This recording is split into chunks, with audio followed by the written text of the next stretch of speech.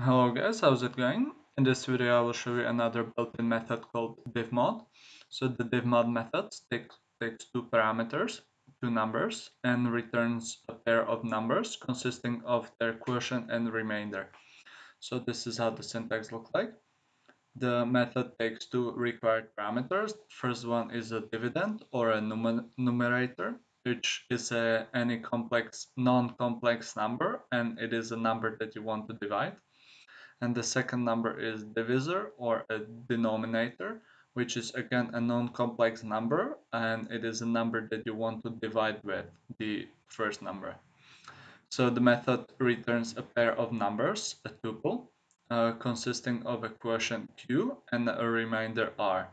This tuple can be also calculated by the floor division operator, which is two forward slashes, and the modulus operator.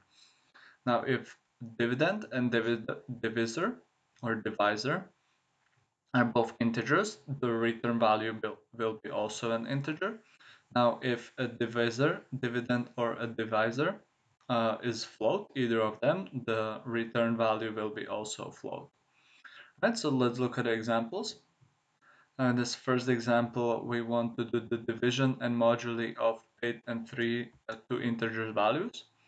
So we can see that the division of 8 and 3 is 2, which is basically the same as taking the floor division of 8 and 3. And the moduli of 8 and 3 is again the same as basically using the modulus operator on the 8 and 3. Now we can see that both numbers are integers, and if we flip this around, 3 divided by 8 using the floor division gives us 0, and 3 moduli 8 gives us 3 as a remainder.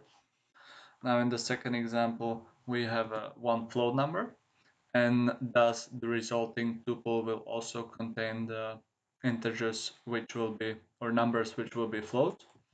We can flip this around, and again we can see that both return numbers are float. And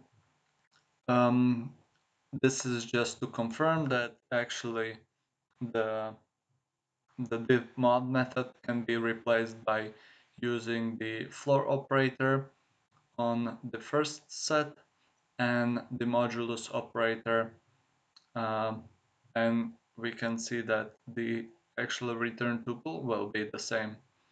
Right, so this is the divmod method, and that's pretty much it. So thank you for watching.